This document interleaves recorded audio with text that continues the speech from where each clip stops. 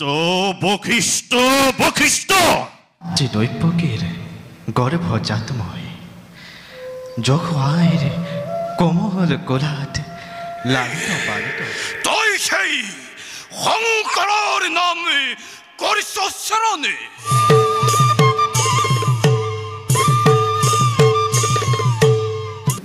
কৃষ্ণ এই পবিত্ৰ প্ৰেক্ষাগৃহত উপস্থিত থকা ভাওনা প্ৰেমী বৈষ্ণৱ হৰিবৃন্দৰ পদযুগলত এই এভাজনে সৰ্বপ্ৰথমে ভক্তিপূৰ্ণ সেৱা নিবেদিছোঁ।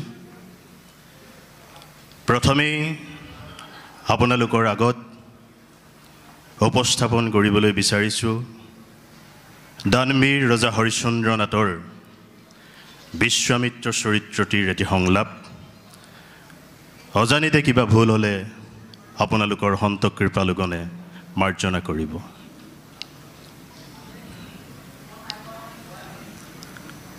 বখিষ্ট বখিষ্ট বখিষ্ট ইয়ে বোলে বখিষ্ট সিয়ে বোলে বখিষ্ট বখিষ্ট মুনিৰ আজি ইমান সন্মান আমাক হে কৰিছে সকলোৱে অজ্ঞান। কিন্তু বখিষ্ট মুনিতকৈ আমি কোন গুণহীন। সৰস্বতী নদীৰ সিটো পাৰে বখিষ্টৰ আশ্ৰম আৰু এই পাৰে এই বিজুবনতে আমাৰ আশ্ৰম। ইয়াতনো কি পাৰ্থক্য থাকিব পাৰে? তপু বোলে ক্ষত্ৰিয়ত্ব কৰি পৰিহাৰ ব্ৰহ্মণত্ব মই লভিলো সহজে দেখুৱালো জগতবাসীক বিশ্বামিত্ৰৰ তপৰ মহিমা। অহংকাৰী ব্ৰাহ্মণ সমাজে জন্মসত্ত্বে ব্ৰহ্মত্ব লভি অহংকাৰত মত্ত হৈ জাতি শ্ৰেষ্ঠ বুলি জাত্যাভিমানী ব্ৰাহ্মণ সমাজৰ অহংকাৰ শূন্য কৰিবৰ বাবেই ত্যাগ কৰি ৰাজ্য ধন ঐশ্বৰ্য বিভূতি ত্যাগ কৰি ৰাজসুখ বিষয় বিলাস স্বেচ্ছাই আদৰি ললো তাপস জীৱন অসাধ্যকো মই কৰিছো সাধন।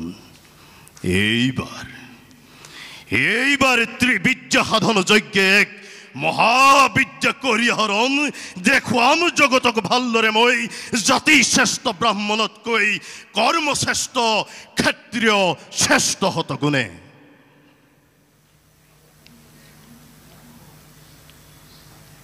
এইবাৰ পৰশুৰামৰ মাতৃহত্যা নাটখনিৰ পৰশুৰাম চৰিত্ৰটিৰ এটি সংলাপ আপোনালোকৰ আগত উপস্থাপন কৰিবলৈ বিচাৰিছোঁ।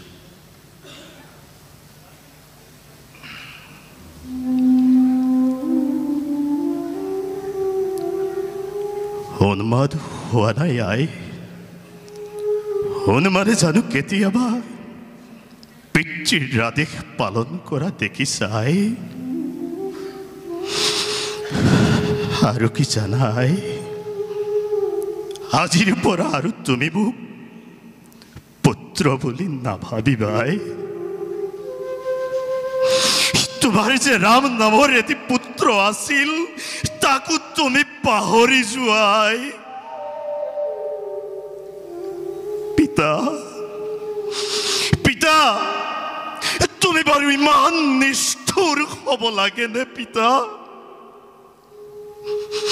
যি মাতৃয়ে 9 মাহ 10 দিন গৰ্ভত ৰাখি এই বিনন্দীয়া পৃথিৱীৰ দৰ্শন কৰালে সেই মাতৃক তুমি মোক শিৰচ্ছেদ কৰিবলৈ আদেশ দিব লাগে নে পিতা?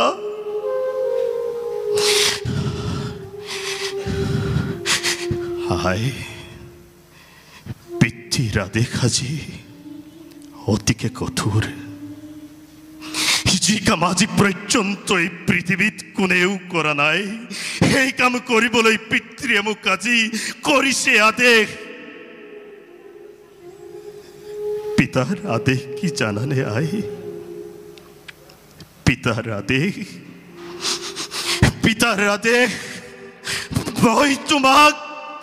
মই তোমাক শিৰচ্ছেদ কৰিব লাগে।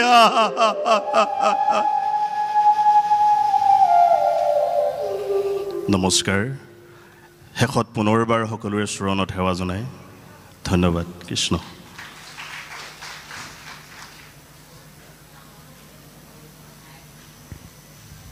প্ৰতিযোগিতাৰ এইবাৰৰ প্ৰতিযোগী দীপু বৰা সাজু হৈ থাকিব মৃদুল বৰা আৰু ৰাহুল হাজৰিকা এয়া দীপু বৰা নমস্কাৰ মোৰ নাম শ্ৰী দীপু বৰা আজি বিশ্বাস মন্দিৰৰ লগতে সকলোকে মোৰ আন্তৰিক শ্ৰদ্ধা জ্ঞাপন কৰিছোঁ মই দক্ষযজ্ঞ নাটৰ দক্ষৰ এভাগ সংলাপ ক'বলৈ আগবাঢ়িছোঁ দক্ষই সতীৰ স্বয়ম্বৰ আয়োজন কৰে আৰু তেনেতে সতীয়ে স্বয়ম্বৰত মহাদেৱক উপস্থিত দেখা নাপায় দক্ষক সোধে যে মোৰ উপাস্য দেৱতা মহাদেৱ ক'ত তেতিয়া দক্ষই কয় সতী তই সেই শংকৰৰ নাম কৰিছ চৰণে আৰু সেই শংকৰৰ গলতেই কৰিবি তোৰেই বৰ মূল্যদানে নাই নাই নাই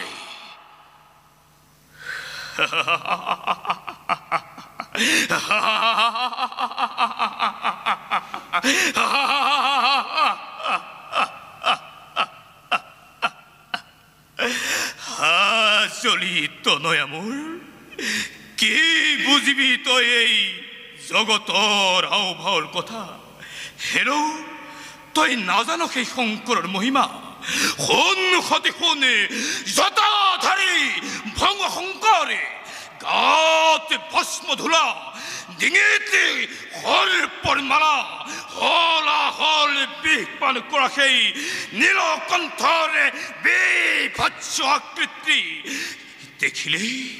দেখিলেই সেই ৰূপে গাৰ নোমটোৰ উঠিব শিয়ৰি এই সতী ৰজাৰ নন্দিনী তই ৰজাৰ নন্দিনী নহয় তোৰ বাবে যোগ্য সেই ভংগ শংকৰে আৰু শুন সতী অকল সিমানেই নহয় জীৱনৰ এনে এটি পবিত্ৰ ক্ষণতে শ্মশান নিবাসী সেই শংকৰৰ নাম উচ্চাৰণ কৰি অপবিত্ৰ নকৰিবি এই স্বয়ম্বৰস্থলী মনস্তাপ নিদিবি দক্ষকে হিমাদ্ৰী সদৃশে উচ্চশীৰ নকৰিবি অৱনতে এতিয়া মই ৰাম পৰাজয় সীতাৰ পাতাল গমনৰ লক্ষ্মণ চৰিত্ৰৰ ভাগি সংলাপ ক'বলৈ আগবাঢ়িছোঁ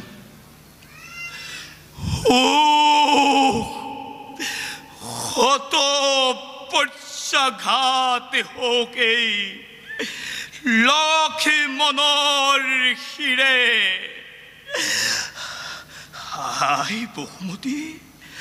হাই বহুমতী তুমি এতিয়াও দ্বিখণ্ডিত হোৱা নাই কিয় হৃদয় তই এতিয়াও জ্বলি উঠা নাই কিয় ৰাজ্য ৰাৱণে হৰিছিল যিদিনা দেৱী জানকীক সিদিনাতো তই জ্বলি উঠিছিলি প্ৰচণ্ড বেগেৰে কিন্তু আজি কিয় দাদা ৰাজ্য ধন পৰিহৰি ত্যাগ কৰি স্নেহৰ উৰ্মিলাকে ৰাজ কাৰেঙত তোমাৰ বাবেই দাদা মেৰিয়াই লৈছিলো শৰীৰতে বাকলি বসন কিন্তু কিয় দিলা দাদা এনে নিষ্ঠুৰ আদেশ এয়াই নেকি প্ৰতিদান লক্ষ্মণকে তোমাৰ বনৰ মাজত জানকী দেৱীয়ে সুধিব যেতিয়া মোক স্নেহৰ লক্ষ্মণ হিংস্ৰ জন্তুৰে পৰিপূৰ্ণ এই অৰণ্যৰ মাজত মই কেদি চাম ক'ত থাকিম তেতিয়া কি বুলি উত্তৰ দিব এই নিষ্ঠুৰ লক্ষ্মণে?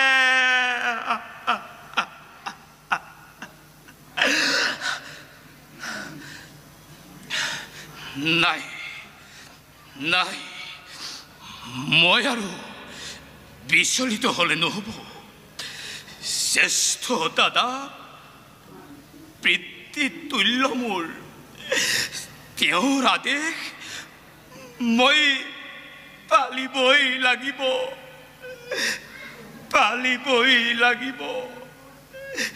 চাও ত্যাগ কৰি হৃদয়ৰ সকলো মমতা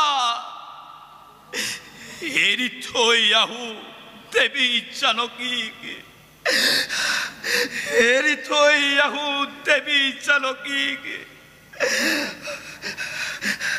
অৰণ্যৰ মাজত।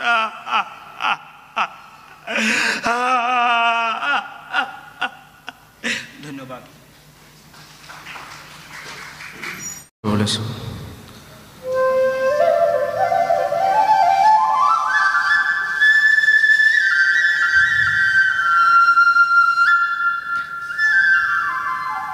মাতৃদৈপকীর গর্ভজাতময় যখোয়াইর কোমল কোলাত লালিত পালিত হয়, বৃন্দাবনের মাঝে মাঝে ধেনুসারে বঙ্কের নিঃসানত গোপীকুলে বাউলি করা ময় কৃষ্ণ। পৃথিবীর যেতিয়াই ধর্মর পরিবর্তে অধর্মর হয় প্রাদুর্ভাব, তেতিয়াই আমি নানা রূপে অবতার ধারণ করে দুষ্ট দুর্জনকে বিনাশী জগতত শান্তি ধর্মর করু স্থাপন। এইবার অহংকারী দুর্যোধনের মহাপ্রতাপত পড়ি মহাপাঁচ পাণ্ডব বনে বনে কৰিছে ভ্ৰমণ। এই সুযোগতে পাতালপুৰৰ ৰজা অশ্বক্ৰান্তক নিধন কৰি নিৰ্যাতিতা হেমাক মুক্তি দিব লাগিব। আনফালে কৰ্ণদত্ত ৰজা পুত্ৰ ধূম্ৰক্ষ, তাৰো অত্যাচাৰ দিনক দিনে বৃদ্ধি পাব লাগিছে। যজ্ঞৰ উদ্ধোৱাৰ পৰা তাৰ উৎপত্তি হোৱাৰ বাবে তাৰো মৃত্যু ইমান সহজে নহয়। বাৰু তাৰো আমি মৃত্যু কৌশল কৰিম ৰচনা। যাওঁ এবে মই নিষ্কৰ্মত সংগ অগ্ৰসৰ। নমস্কাৰ। এতিয়া মই পৰিৱেশন কৰিব লৈছোঁ দক্ষ যজ্ঞৰ বিষ্ণু।